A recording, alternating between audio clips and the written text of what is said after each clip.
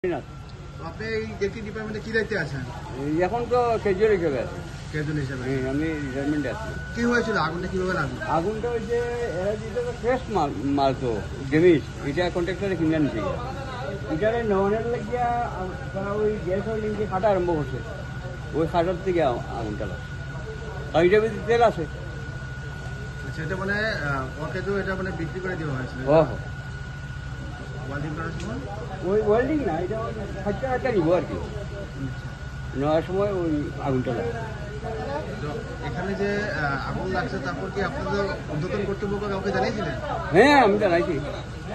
এরাও আইছে, একজন আইছে আমার পরে জানিও দেখছে। কে আসছে? অফিসার কে আসছে? আছে কে হয় সোহাগের ম্যানেজার। ম্যানেজার কে আসছেন? ওইটা ঠিক বলতে পারি না, তবে আমরা ওইখানে দোকানে অনেকদিন ছিলাম ক্রেম বোর্ড খেলাতে। তখন হঠাৎ দেখতে যাচ্ছি যে এখানে ভীষণ একটা আগুন দেখা যাচ্ছে। তখন আমরা রাস্তা মানে ওদের গেটের সামনে এসে দেখলাম যে ওখানে কেউ নেই। তারপর আমাদের মধ্যে থেকেও কেউ জানে মানে ফায়ার সার্ভিসে ফোন করেছে, ওদের মধ্যে ফোন করেছে। তারপরে মানে ফায়ার সার্ভিস এসেছে, এখন মানে এটা নির্মাণের প্রস্তুতি চলছে। আর কিছু জানতে পারলাম যে ওইখানে ওইটা একটা ওয়েস্টেজ মাল ছিল, ওটাকে মানে এখান থেকে বার করে নেওয়ার জন্য ওটা গ্যাস ওয়েল্ডিং মেশিন দিয়ে মানে ওটা কাটছিল আর কি।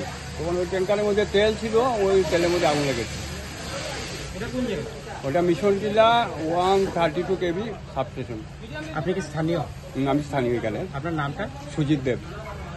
এখন কি আগুন নিয়ন্ত্রণে এসছে? হ্যাঁ, এখন নিয়ন্ত্রণে এসছে আগুন। মোট কটা গাড়ি এসছে? দুটো গাড়ি এসছে। দুটো ইঞ্জিন? হ্যাঁ, দুটো ইঞ্জিনের। ডিপার্টমেন্টে কি কেউ আসছে? ডিপার্টমেন্টের এখনো উপর বলে কেউ আসেননি, স্টাফ আছে দু একজন যারা মানে ভিতরে কন্ট্রোল রুমে থাকেন ওরা।